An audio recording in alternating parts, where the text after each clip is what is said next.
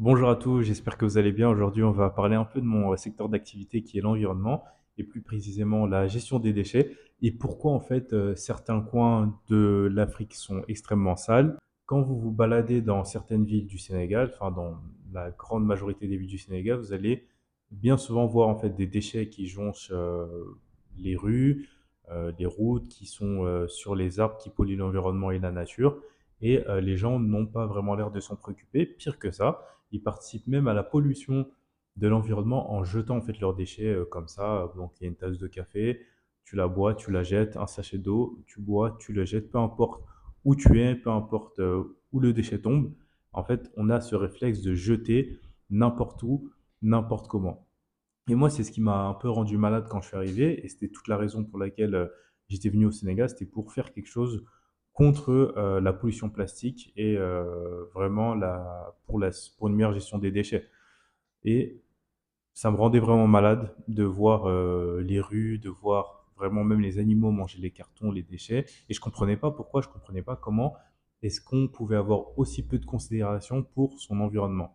Et c'est vraiment en étant en contact des gens ici que j'ai compris qu'on ne peut pas s'attendre à avoir des résultats quand on n'explique pas les enjeux, quand on n'explique pas la question de la pollution plastique, quand on n'explique pas les impacts que ça peut avoir sur la santé humaine, sur l'environnement, sur l'eau, et que développer en fait des modes d'économie circulaire, une meilleure gestion des déchets, ça peut donner beaucoup d'opportunités économiques. Et c'est ce qu'on voit de plus en plus en Afrique, c'est qu'on centre beaucoup la gestion des déchets autour de l'économie. On va prendre des entrepreneurs, par exemple, qui vont faire des pavés recyclés, d'autres qui vont récupérer du plastique pour faire des meubles. Tout ça, c'est bien, mais ça ne résout pas le problème fondamental de la gestion des déchets, qui n'est pas un problème de comment faire de l'argent grâce aux déchets, ce que j'entends beaucoup dans mon travail, quand je vais voir des maires, quand je vais voir même des services de l'État, quand je vais voir aussi des entrepreneurs, des citoyens, qui disent souvent l'ordure, c'est de l'ordure. Ça, c'est totalement faux, parce que le déchet en soi, c'est pas quelque chose qu'il faut considérer, en tout cas selon moi, chaque expert en tout cas aura sa propre définition du déchet. Pour moi, c'est pas quelque chose qui doit être 100% tourné vers l'économie, vers la productivité, vers le gain financier. Avant toute chose, quand on fait de l'environnement, quand on fait du déchet, c'est pas pour faire de l'argent. C'est pour résoudre un problème de salubrité publique, c'est pour résoudre des problèmes techniques, c'est pour résoudre des problèmes de société. Parce que le déchet, en fait, ce n'est que le rejet d'un mode de vie, d'une consommation, et ça a en fait un impact sur notre environnement, sur nous-mêmes. Nous, on ne le ressent pas forcément directement, mais avec les perturbateurs endocriniens, avec la montée des cancers, avec toutes ces maladies sous-jacentes, la prolifération des moustiques, des bactéries et des épidémies, ça provient en partie en fait d'une mauvaise gestion des déchets, en tout cas en Afrique. Et pour les générations futures, on voit des impacts persistants, en tout cas on commence à sentir des impacts persistants sur, par exemple, la motricité. On sait qu'il y a des effets sur tout ce qui est maladie génétique.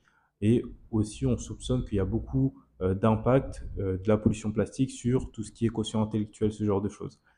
Et en fait, tout ça, toutes ces connaissances que moi j'ai eu la chance d'apprendre en faisant mes études dans une très bonne université où j'ai vraiment été passionné par ce que j'étudiais, en fait, c'est très difficile déjà de comprendre que la majorité des gens n'ont pas ces connaissances-là. Et d'un autre côté, j'ai grandi dans une société où tout est déjà organisé pour moi. C'est-à-dire que moi, je me suis jamais posé la question de savoir où vont mes déchets, de savoir qu'est-ce que je fais de mon déchet. Pour moi, le réflexe automatique, c'était bon, il y a une poubelle là. Typiquement, en salle de classe de la maternelle jusqu'à l'université, chaque classe est équipée d'une poubelle, d'une corbeille. Dans chaque maison, il y a des bacs. Donc que les gens fassent le tri ou pas, il y a forcément un bac. On ne va pas s'amuser à jeter nos déchets dans la rue ou à les stocker quelque part dans la maison. Au-delà de la collecte, il y a des unités, des installations, soit de traitement pour récupérer les déchets, les valoriser, soit en faire de l'énergie.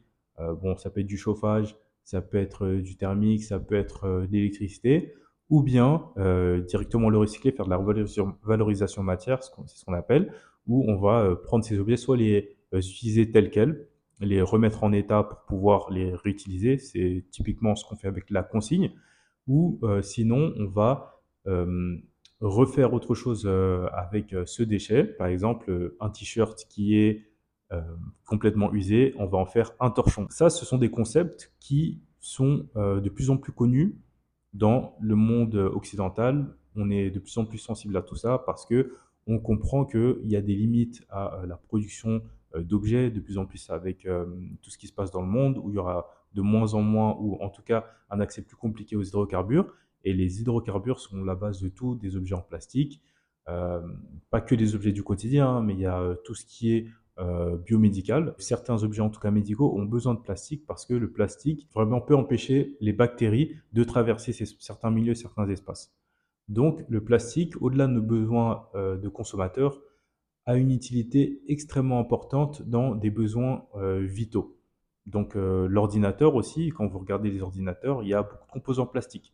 Et ça, c'est quelque chose qu'on peut difficilement réduire, voire remplacer, quand bien même on fait un maximum d'efforts dans notre quotidien. Ce qu'on peut faire au mieux, c'est d'avoir des appareils électroniques qu'on change rarement et d'une assez bonne qualité pour pouvoir durer dans le temps. Mais pour revenir en fait à mon sujet, tous ces concepts que je suis en train d'expliquer, que j'ai en tête et que je connais, c'est des choses qui ne sont pas forcément expliquées déjà au commun des mortels, mais encore moins aux gens dans des pays comme le Sénégal où les urgences vont être typiquement ce qu'on va appeler le développement. Donc le développement économique, le développement social. Et c'est des sujets qui prennent une très grande partie du débat public, du débat national. Parce qu'il faut bien comprendre que quand on est face à des gens qui vivent au jour le jour, eh ben, c'est très compliqué de leur dire, voilà, le peu d'argent qui te reste pour pouvoir nourrir ta famille, pour pouvoir voilà, payer ton électricité, tu vas le prendre, tu vas acheter un bac, parce que tout ce système de gestion et de collecte des déchets, il est peu mis en place. Actuellement, le Sénégal fait un très gros effort pour faire de la collecte, mais tout ce qui est outils de pré-collecte, donc les bacs, ce genre de choses, c'est toujours à la charge de la personne qui veut se débarrasser de ses déchets. Et lui dire de prendre 5 000 francs, 5 000 francs c'est l'équivalent d'à peu près 8 ou 9 euros, ce qui est énorme pour la plupart des gens, et de leur dire, bon, bah, tu vas juste acheter un bac pour pouvoir mettre tes déchets, alors que la personne peut très bien jeter son déchet dehors, ne souffrir d'aucune conséquence directe légale parce que c'est pas puni du tout en fait, c'est pas du tout puni. Tu peux jeter demain un déchet devant un policier, le policier il va même pas voir ça comme quelque chose de mal parce que c'est très ancré en fait dans l'habitude des gens. Mais pour contrebalancer un peu ce discours un peu négatif, on a une société nationale au Sénégal qui s'appelle la SONAGED, donc c'est la société encadrée par l'État. C'est une société privée dont l'État en fait est actionnaire majoritaire et qui est en fait financée par l'État à, je pense, 95%, voire beaucoup plus, qui se charge en fait de la collecte. Et à travers cette collecte des déchets, on a constaté, en tout cas ce que j'ai constaté, c'est que les gens développent de plus en plus le réflexe de jeter au bon endroit. Et ça vient un peu avec l'exemple de la vie de tous les jours dans le monde occidental. C'est que, par exemple, à Paris ou dans les villes de France, tous les 100 mètres, tu as une poubelle. Ici, au Sénégal, c'est pas vrai. Tu dois batailler un peu pour trouver une poubelle. Mais ici, tu vois des commerçants qui développent des petites solutions. Par exemple, là où vous allez acheter du café, donc il y a des petites gargotes dans les coins de rue, et ben, le commerçant va mettre une petite boîte en carton et les gens ont pris l'habitude en tout cas de jeter leur gobelet dans cette petite boîte en carton. Donc, d'un côté, il y a une urgence énorme à faire face en fait à cette pollution plastique qui a une mauvaise gestion des déchets, mais de l'autre, le public en fait a conscience qu'il y a un problème.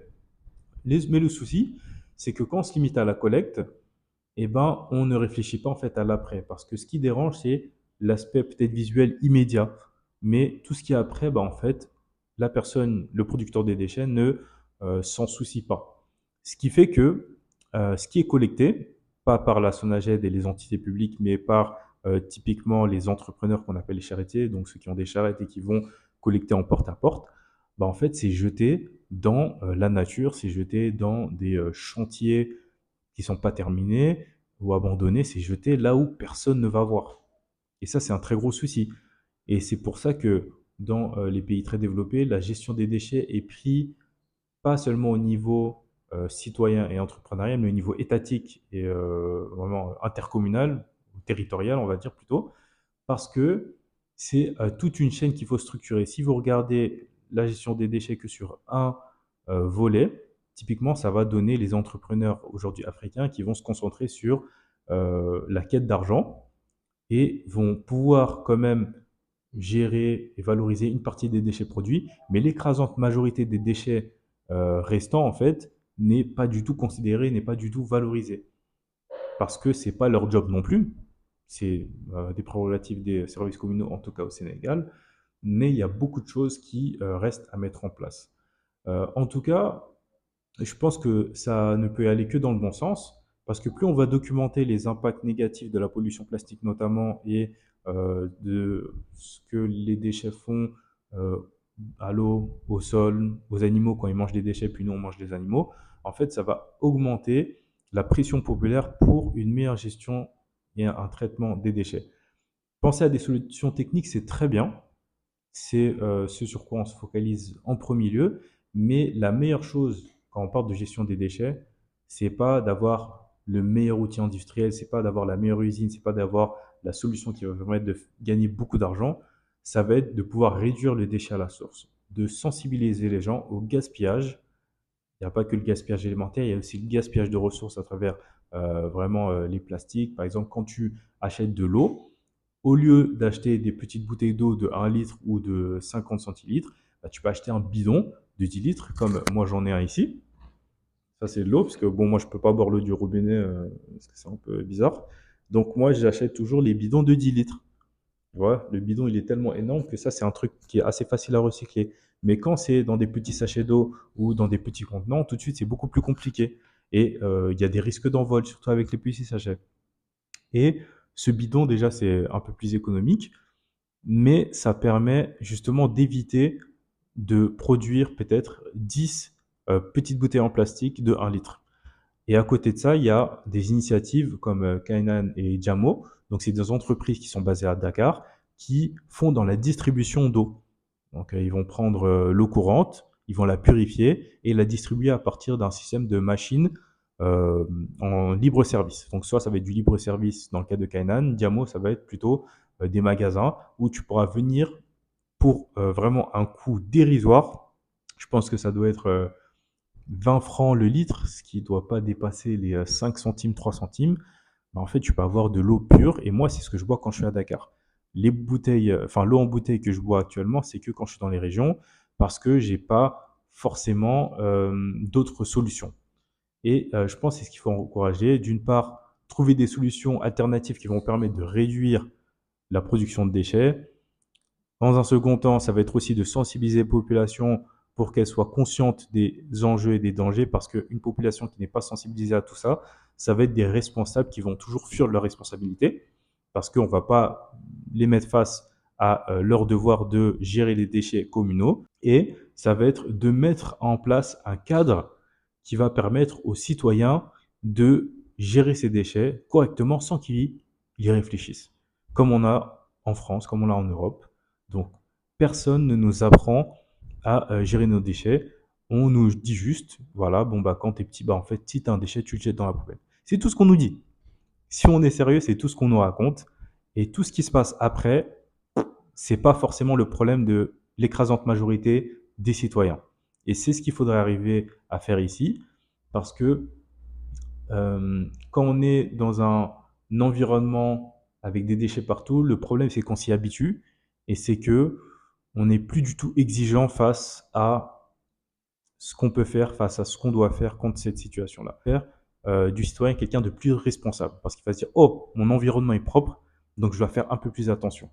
Vous le voyez que au Sénégal, on a une compagnie semi-publique qui va collecter les déchets dans les villes. Bah, les gens commencent à prendre l'habitude de jeter à certains endroits pour que le camion puisse collecter. C'est à travers ces initiatives-là et tout ce que je viens de raconter que on peut rendre plus propre l'Afrique et le Sénégal et tous les pays du tiers-monde et tous les endroits où les déchets jonchent les sols. En tout cas, c'est un sujet qui est très long, très passionnant. Je pense que je me suis un peu perdu dans cette vidéo, mais voilà, j'ai tellement de choses à dire là-dessus.